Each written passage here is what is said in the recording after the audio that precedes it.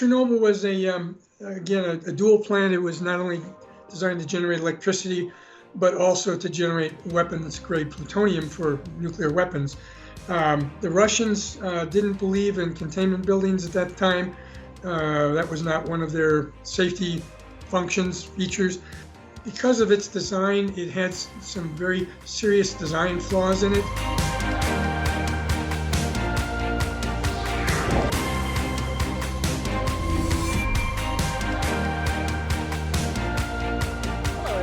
Rebecca Terrell with the New American Magazine, here to talk today about radiophobia. It's a funny word, but it doesn't mean a fear of radios. It actually means a fear of ionizing radiation, kind of the not in my backyard syndrome that goes along with nuclear power plants these days. It's been classified as a psychological illness since the 1950s, and even if you've never heard of it, it affects every single one of us every day in very detrimental ways. We need to talk about what it is and how to correct it. And here to discuss that topic with me today is retired nuclear engineer Jeffrey Mon. Jeff, welcome, and thanks for taking the time to talk with me today. Thank you. It's my pleasure. Well, it's great to see you. And let's go ahead and just dive right in. For those who aren't familiar with the term, I know I gave a little bit of a weak definition of it. Can you describe it better than I did? Yeah, actually, you did a pretty good job. Radiophobia in general is just fear of ionizing radiation, but more specifically, you could say it's a display of anxiety that's disproportionate to the actual quantity of radiation one could be exposed to. So some people are, not so worried about it until, for example, they go to get a nuclear medicine diagnostic, and then all of a sudden, there's an anxiety, something they don't understand.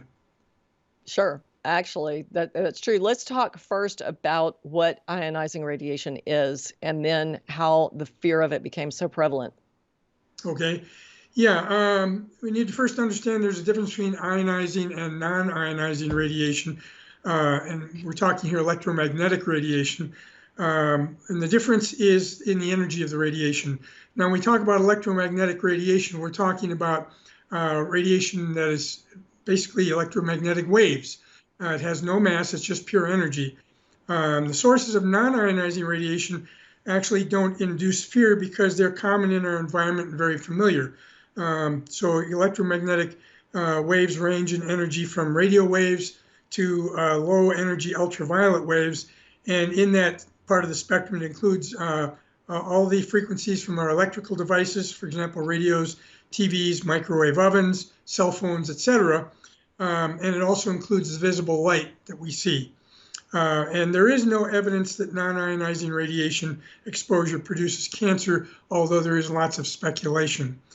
Sure, about like cell phones. You hear people talking, yes. Worried about brain tumors with cell phones. Yes, yeah. Exactly.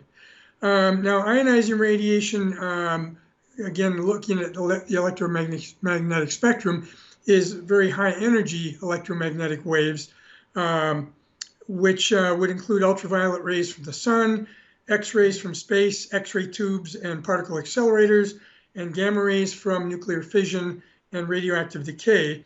Ionizing radiation also includes, though, some particles that have mass that we call alpha and beta particles. Alpha particles are helium nuclei, positively charged with a +2 charge on them. Beta particles are basically electrons with a negative charge. And then, of course, there are cosmic particles from outer space that are primarily protons and alpha particles. So those are all part of the ionizing radiation grouping. And we've known about ionizing radiation since the 1800s, correct? Yes. Yes. And so how did we learn about its biological effects? Well, let me give you a little bit of historical background first to the ionizing radiation. The first observance of it, as you indicated, was by Wilhelm Röntgen in 1895, when he discovered what he called X-rays because didn't know what they were, and so just put X in front of the rays. The possible use of ionizing radiation for medical diagnostics was proposed by Röntgen as early as 1896. In other words, they were proposing using X-rays to image internal body parts. Beneficial effects of low doses of ionizing radiation were observed as early as 1898. And the effectiveness of radium rays, or gamma rays in this case, for cancer therapy were recognized as early as 1902. So, that's kind of the little bit of the background. And the fear of ionizing radiation really stems from the biological consequences of high doses. So let me go back a little bit and mention the difference in dose, which is what we really need to be concerned about when we talk about ionizing radiation. Sure. So the first death from excessive X-ray exposure was recorded in 1904. By 1922, there were about 100 deaths that were attributed to afflictions caused from excessive X-ray exposure. So when you asked about how we found out about the effects, the biological effects, well, we found out basically by trial and error, because nobody knew what these things were really about when they were first discovered. And the biological effects showed up slowly as people were using these things for various purposes. So early observed effects of ionizing radiation included fluorescence of a phosphor-coated screen or coated material, in this case phosphorescent screen. Exposure of a photographic plate is another early observed effect. And then for low doses, they were observed to be able to treat cancer, to heal wounds faster, to stop infections, for example, gas gangrene, boils, sinus, inner ear, whooping cough, and pneumonia. And they were found that they also relieved arthritis symptoms, and it could also be used to treat asthma and some autoimmune diseases. So that hormetic effect of radiation was known in the early 1900s. Yes. And matter of fact, physicians have used low doses of X-rays and radium or gamma rays from 1898 up until about 1970, when certain other things came about. Now, excessive doses were also observed. As I mentioned, the first death from excessive X-ray exposure was recorded in 1904. But they found out, particularly from people like Marie Curie and others who carried around samples of radium in their lab coat pockets, they found out that they developed burns initially, which could develop into skin lesions, ultimately developed into things like blood disorders or even tumors, depending upon the length of time that they were exposed to these materials. So that's kind of where the original observations of radiation effects came from. Right. Now, fear of ionizing radiation in high doses first became evident to the general public with harm incurred to the so-called radium girls in the 1920s. These are the young women mostly who were painting watch dials and clock dials with radium. And they were ingesting some of that radium over significant periods of time, and some of them did develop cancerous tumors. Then there was the death of socialite and sportsman Eben Byers in 1932 after he spent 3 years with daily ingestions of a patent medicine called Radithor, which was water containing radium isotopes.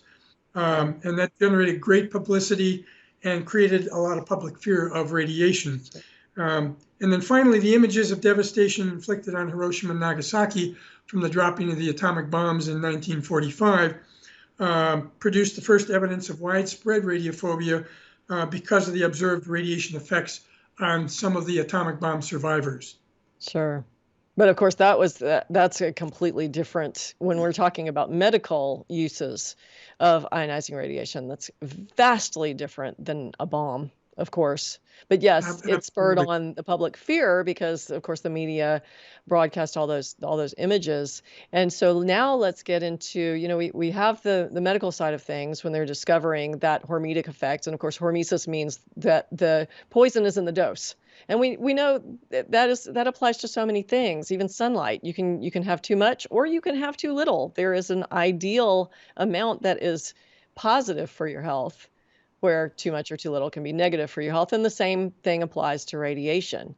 But the public doesn't understand that, and that's largely because media and the bureaucracy has been spurring on this radiophobia, which is now, like I said at the top of the program, a psychological disorder. Yes. So Yeah. so lead us through that. What circumstances led us to this point? Okay. Yeah. Paracelsus back in the late 1500s, early 1600s, was the one who first recognized that, as you say, the dose is what makes the poison. That some materials, some chemicals especially, in large quantities are very harmful, but in very small quantities actually are non-harmful, in some cases even beneficial, and found out that, for example, some things like arsenic and mercury, small amounts of those are absolutely necessary for human survival, because we all have so small body burdens of things like arsenic and mercury. If we didn't have some of those, we probably wouldn't be here today. But very large, relatively large quantities can cause real damage. So radiophobia kind of evolved from what I previously talked about, in response, some things in response to public and political pressure. For example, the first occupational dose limit recommended for people who worked with radioactive materials was 70 rem, Roentgen equivalent man, or 0.7 gray, 2 units that are used. And that was established in 1924. But in 1934, that was reduced from 70 rem to 30 rem. And in 1949, it was reduced further to 15 rem. And in 1956, it was reduced to 5 rem, based on the adoption of the linear no threshold dose response model that was adopted by the US National Academy of Sciences. And so that kind of implied that people were being exposed to harmful levels, even though that wasn't the case. But the ratcheting down of those occupational dose limits indicated, okay, so there was some harm to people being done, and that's why we need to reduce them, which was really not the case. Right, because there are some areas on Earth where you get much more than that just from living in the particular area, just from natural background radiation. Is that correct? That's right. That's correct. Yeah. Correct. In fact, those areas tend to be spa areas, too. Yes. Yeah. And that's true, because the spas and hot springs they are located over deposits of radium, for example, and radium decays to gaseous radon, which is what bubbles up through the water that people breathe, and helps alleviate especially symptoms of arthritis. Wow. So there was a significant... we have radon mines too. Speaking of that, radon mines where people do go to have relief from arthritis. So anyway, but I digress. So continue on. This is fascinating. So there was a significant change in the public mood regarding radiation when nuclear device or bomb testing began in the 1950s. And the secrecy surrounding the testing of the atomic bombs created widespread fear of radioactive fallout and spawned a new genre of films, as a matter of fact, that reinforced this fear. For example, there were the Godzilla films or movies, and there was the movie On the Beach. And the hazards of radioactive fallout, of course, were grossly exaggerated. So radiophobia at that point was recognized officially as a psychological disorder in the 1950s. And the US National Academy of Sciences published information about genetic hazards of ionizing radiation exposure, and as I say, adopted the linear no threshold dose response model in 1956. And that model implied that any dose of radiation, no matter how small, is harmful. And of course, this contributed significantly to fear of radiation. Right. And so that's been our policy since the 1950s without any change, the linear no threshold. Correct. Dose response model. And coupled with, well, I don't want to steal your thunder here, but of course it's coupled now with the as low as reasonably achievable model as well. You want to go into that, explain that? I was going to mention that at this point, the um,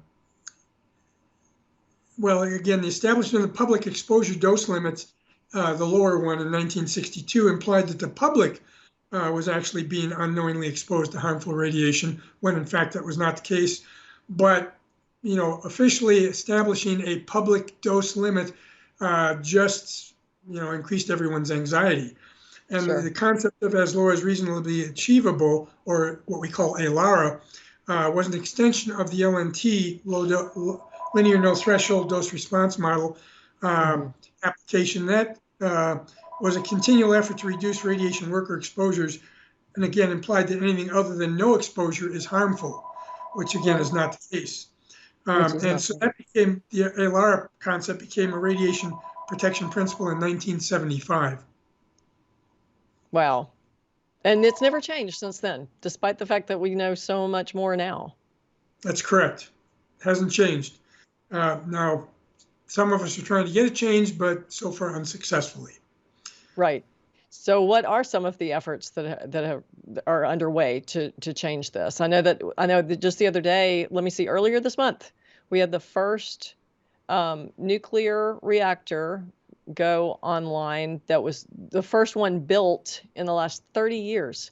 And China and Russia are just light years ahead of us in nuclear science and electricity generating from nuclear power. And this is really, really, it couldn't come at a worse time when we're already being challenged in so many ways by Russia and China.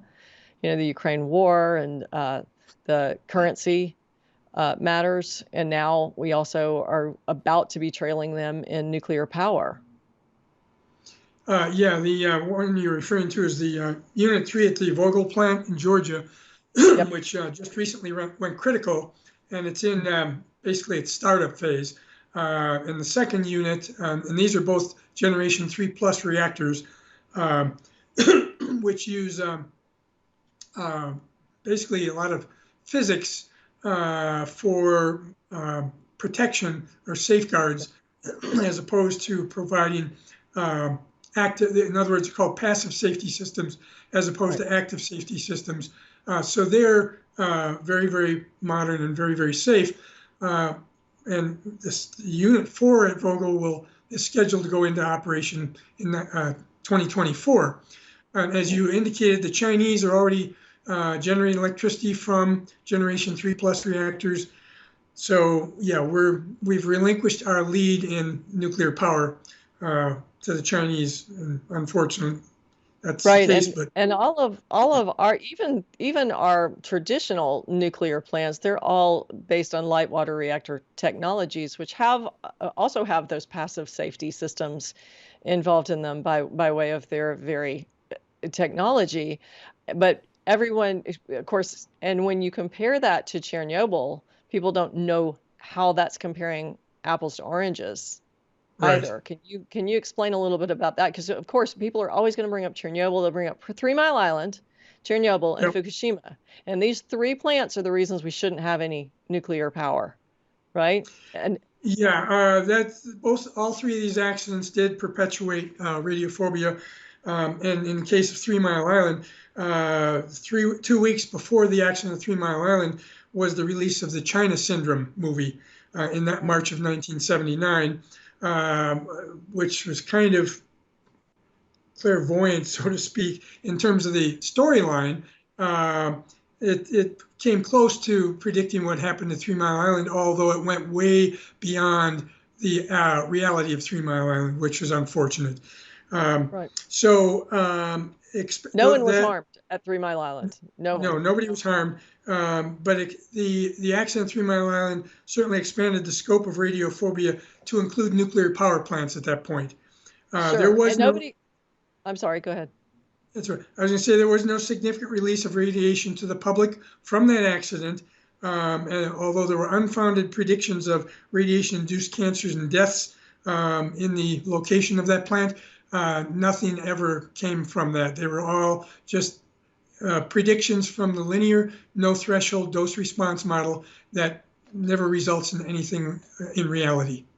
Right, and they followed those people for some 30 or more years, and they never found Yes, any trace of any activity, any negative effects from the radiation. And actually, the same can be said for Fukushima, which happened in 2011. Of course, we haven't been 30 years out from that, but there were no deaths from radiation exposure. There were deaths from the earthquake and tsunami and the terrible devastation that occurred. There were also thousands or into the thousands of deaths from the forced evacuation of people surrounding Fukushima, but not one death from any sort of radiation from that plant, correct? that's true. Yeah, Fukushima had no harmful radiation releases at all, but it did result in unnecessary evacuations that caused the death of more than 1,600 people. Yeah, I think that number has actually been increased since they first came out with over 1,600. right. It also resulted in the unnecessary removal of tons of topsoil from areas surrounding the plant site, and losses of many, many homes and businesses because people Wow. were not allowed for years to relocate to their homes and businesses. And that situation still that's the situation around Chernobyl today, which that happened in 1986. They have the Chernobyl exclusion zone. But Chernobyl was quite different because it wasn't just a power plant. The Russians were manufacturing bomb-grade plutonium there, and it also Right. wasn't a light water reactor with safety systems. Didn't have a containment building. So, but let's contrast all of these non-emergencies with Chernobyl. Yeah, Chernobyl was again a dual plant. It was not only designed to generate electricity, but also to generate weapons-grade plutonium for nuclear weapons. The Russians didn't believe in containment buildings at that time. That was not one of their safety features. So it did not have a containment building around it like all the Western nuclear plants. And it was because of its design, it had some very serious design flaws in it. One being a positive reactivity coefficient in the power range where they were doing this test that was ill-conceived. And in order to do the test, they had to turn off some safety systems, shut them down. You never want to do that. So there were, just strange things that went on. It was the test was being orchestrated from Moscow, not from the plant, Right. which was another problem. And so again, because there was it was a steam explosion that destroyed the plant because the power excursion resulted in the cooling water flashing to steam, which blew apart the reactor, exposing the reactor core to the atmosphere. And so a lot of this radioactivity was then released to the atmosphere, first detected by the Swedes. And because they could detect it in different parts of Europe, people went crazy. And so the low-level radiation that that people could have been exposed to in Europe resulted in unnecessary destruction of agricultural commodities and abortions in parts of Europe, unnecessary because of fear again. It resulted in increased alcoholism, depression, and suicide in the Soviet Union, and lots of unfounded predictions of radiation-induced cancers and deaths in Europe, Ukraine, Belarus, etc. Again, these were predictions that never came about. Predictions Right. based And on that. right, Yeah, right. based on that. They couldn't even tease out any effect on people surrounding the plant. Uh, No. and people who still live today in that Chernobyl exclusion zone are fine. And the animals in the Yeah, Chernobyl exclusion zone are fine. It's yeah. just this fear. There were some elderly people in the vicinity of the Chernobyl plant who refused to be relocated. They refused to be evacuated. There were others who were evacuated and then decided later to come back. I mean, that was Right.